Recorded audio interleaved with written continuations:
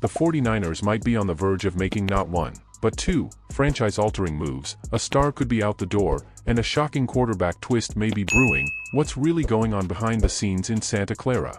The 49ers don't seem to want Brandon Aiyuk anymore.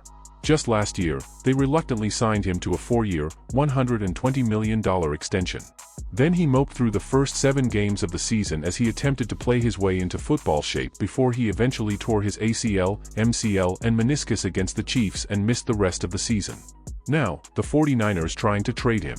General Manager John Lynch confirmed at the NFL Scouting Combine that the 49ers are listening to trade calls for Aiyuk because the team is under tight financial constraints after spending a whopping $334 million on players last season.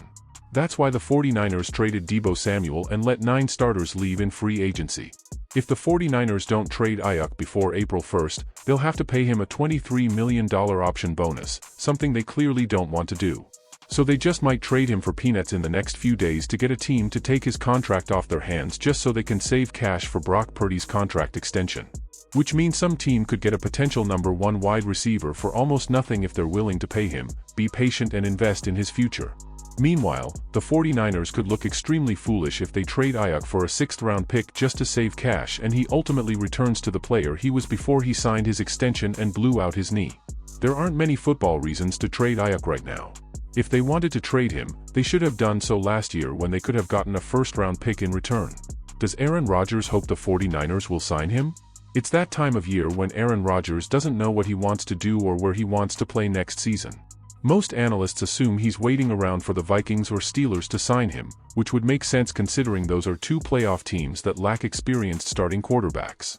The Vikings have J.J. McCarthy, who never has thrown a pass in the NFL, and the Steelers have Mason Rudolph, a backup. But there could be a 3rd team on Rodgers' wish list, and that's the 49ers. The 49ers aren't necessarily in the market for a quarterback such as Rodgers. They have Brock Purdy and he's under contract for 1 more season.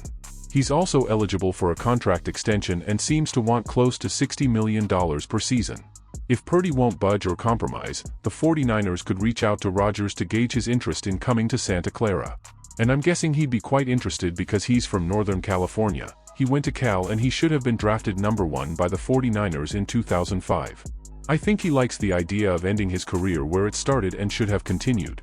The 49ers might like the idea of signing Rodgers to a 2-year deal worth $30 million to $40 million per season and trading Purdy for a 1st-round pick.